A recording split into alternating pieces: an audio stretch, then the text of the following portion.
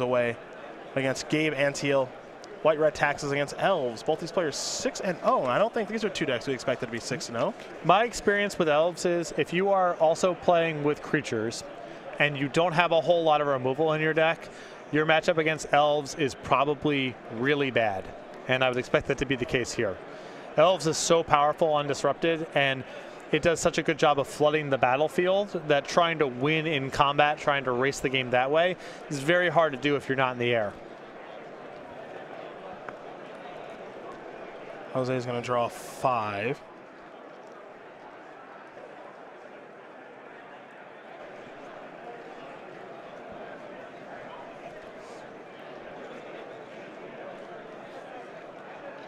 Scry to the bottom.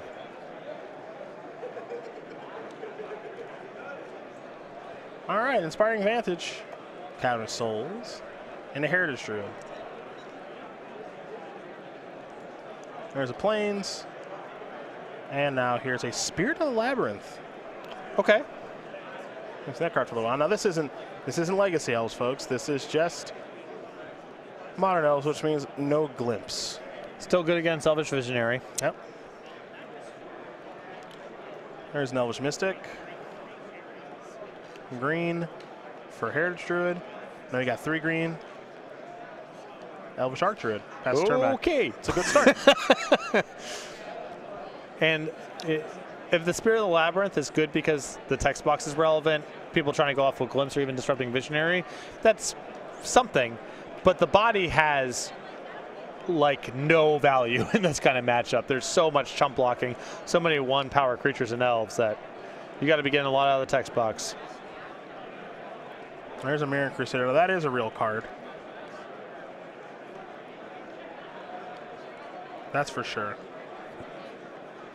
Let's see how big of a turn Gabe is going to have now.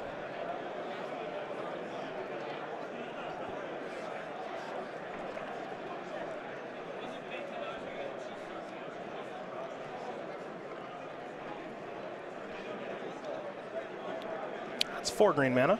Well, he has another Archdruid and an Azuri, so we're going to find out how he wants to. I think he's trying to do everything in one turn here, has to avoid Path to Exile from being a consideration. That's reasonable. There's Azuri. Well, so next turn it's going to be an attack for a lot. It's Path or Bust, and even if Munoz has Path, it still might be Bust. It still might be Bust, yeah. Yeah.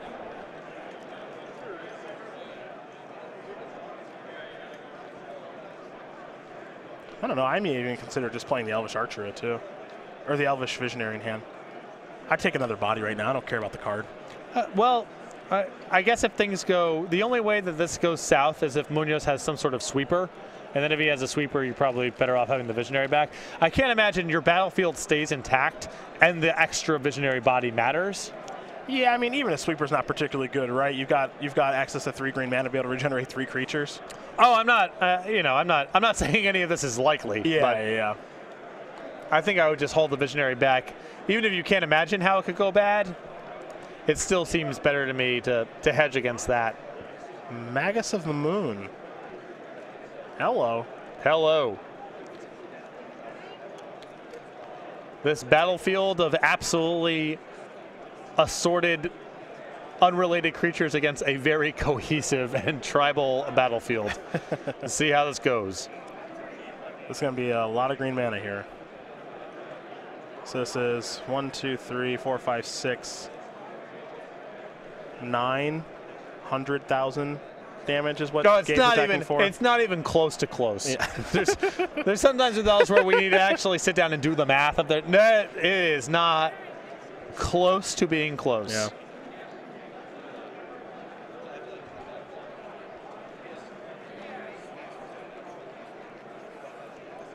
There we go. 2 activations. Double overrun.